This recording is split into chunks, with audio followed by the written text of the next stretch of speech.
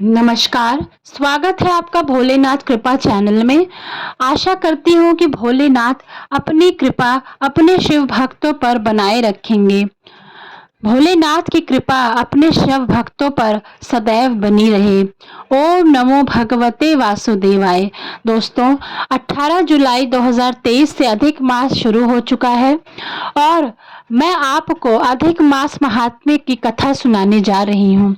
दोस्तों, उससे पहले आइए जान लीजिए कि अधिक मास की उत्पत्ति कैसे हुई तथा इसमें आप क्या-क्या कर सकते हैं और आप इसमें अगर थोड़ा सा भी दान करते हैं तो उसका आपको 100 गुना आपको फायदा होता है।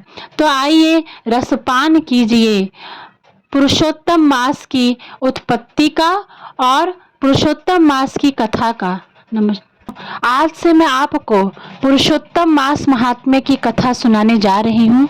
आज मैं आपको पहला अध्याय सुनाऊंगी। आशा करती हूँ कि आपको अधिक मास में सुनाई जाने वाली कथाएं अच्छी लगेंगी। दोस्तों, इससे पहले आप मेरे चैनल को सब्सक्राइब कर लीजिए, लाइक कर लीजिए और अपने दोस्तों के साथ शेयर कर दीजिए ताकि मैं जो भी कथा से रिलेटेड वीडियो डालूं वो आपको पता चले। दोस्तों, आइए रसपान कीजिए अधिक मास महात्म्य की कथा का। अधिक मास में भगवान विष्णु और कृष्ण भगवान की पूजा की जाती है। इस महीने में पुरुषोत्तम मास महात्म्य की कथा पढ़ने से बेहद शुभ माना जाता है।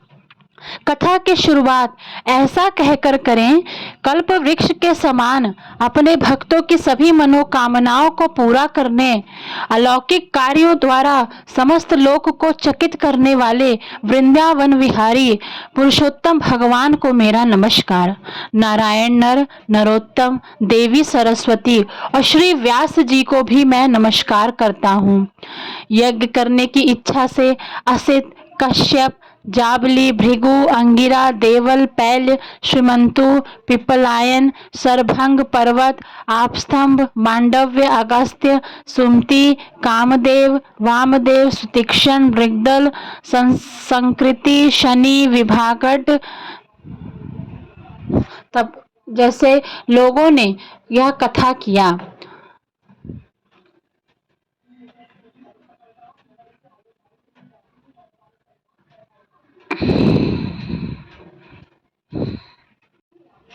यज्ञ करने की इच्छा से असित, कश्यप, जाबली, भृगु, अंगिरा, देवल, पैल, श्रीमंतु, पूर, महाकाय, जैमिनी, महाग्रीव, महाबाहु जैसे बहुत सारे ऋषि मुनि आए।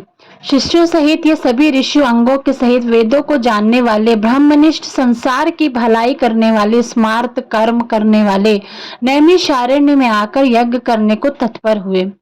इधर तीर्थ यात्रा के लिए सूत जी अपने आश्रम से निकले और पृथ्वी का भ्रमण करते हुए उन्हें नैमिषारण्य में आकर सभी मुनियों को देखा। संसार रूपी समुद्र से पार करने वाले उन ऋषियों को नमस्कार करने के लिए जहां सभी इकट्ठे थे वहीं सूत जी भी जा पहुंचे। इसके अनंतर पेड़ की लाल छाल को धारण करने वाले प्रसन्न मुख, शांत, संपूर्ण आनंदों से परिपूर्ण, राम नाम मुद्रा से युक्त, गोपी चंदन मृत्तिका से दिव्य, शंख चक्र का छापा लगाए, तुलसी की माला से शोभित, अलौकिक चमत्कार दिखाने वाले, समस्त शास्त्रों के सार को जानने वाले, जितेंद्रिय तथा क्रोध को जीते हुए जीवन मुक्त जगत गुरु श्री व्यास जी की तरह आदि गुणों से युक्त उनको देखकर नैमिषारण्य में रहने वाले समस्त ब्राह्मण सहसा उठ खड़े हुए, विचित्र कथाओं को सुनने की इच्छा प्रकट करने लगे। तब नम्र स्वभाव सूतजी प्रसन्न होकर सब ऋषियों को हाथ जोड़कर बारंबार दंडवत प्रणाम करने लगे। ऋषि बोले, हे सूतजी, आप चिरंजीवी तथा भगवत भक्त होवो। हे महाभाग, आप थके हैं, इस आसन पर बैठ जाइए। ऐसा सब ब्राह्मणों ने कहा। सुत को सुख पूर्वक बैठे हुए पुण्य कथाओं को सुनने की इच्छा वाले समस्त ऋषि यह बोले, हे सुत जी, आप भाग्यवान हैं। भगवान व्यास के वचनों के आर्थिक अभिप्राय को गुरु की कृपा से आप जानते हैं। हे महाभाग, संसार समुद्र में डूबते हुओं को पार करने वाला तथा तथा शुभ फल देने वाला आपके मन में निश्चित विषय जो हो वही हम लोगों से कहिए। इस प्रकार ऋषियों के पूछने पर हाथ जोड़कर सुत जी बोले, हे समस्त मुनियों, मेरी कही हुई सुंदर कथा को आप लोग सुनिए। हे विप्रो, पहले मैं पुष्कर तीर्थ को गया, फिर वहां स्नान करके ऋषियों, देवताओं और पितरों को तर्पण आदि से तृप्त करके फिर प्रतिबंधों को दूर करने वाली यमुना के तट पर गया। फिर क्रम से अन्य सभी तीर्थों को जाकर गंगा तट पर गया। फिर काशी आकर गया तीर्थ पर गया। पितरों का श्राद्ध कर तब त्रिवेणी पर गया। फिर गांडकी में स्नान कर पुलह ऋषि के आश्रम पर गया।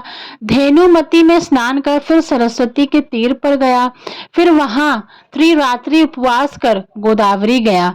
फिर कृतमाला, कावेरी, वयहासी, नंदा, नर्मदा जैसी नदियों में भी गया। पुनः चरमनवती में स्नान कर सेतुबंध रामेश्वर पहुंचा। फिर नारायण का दर्शन करने के लिए बद्री वन गया। नारायण का दर्शन कर वहां तपस्वियों को अभिनंदन कर पुनः नारायण को नमस्कार कर और उनकी स्तुति और सिद्ध क्षेत्र पहुंचा।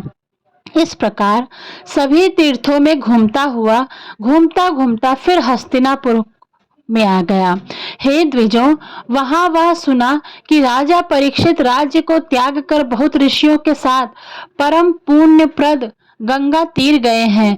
उस गंगा तट पर बहुत से सिद्धि हैं, भूषण जिनका ऐसा योगी लोग और देवर्षि वहां पर आए हैं।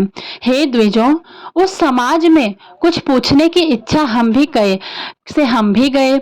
वहां ब्रह्म स्वरूप भगवान महामुनि व्यास के पुत्र, बड़े तेज वाले, बड़े प्रतापी श्री शुक्र देव जी आए। उन 16 वर्षों के योगी राज, शंख की तरह कंठ वाले, बड़े पुष्ट कंधों से संधि वाले, अवधूत रूप वाले ब्रह्म स्वरूप, सर्वांग धूल रमाए महामुनि शुक्रदेव को देख सब मुनि प्रसन्नता पूर्वक हाथ जोड़कर खड़े हो गए।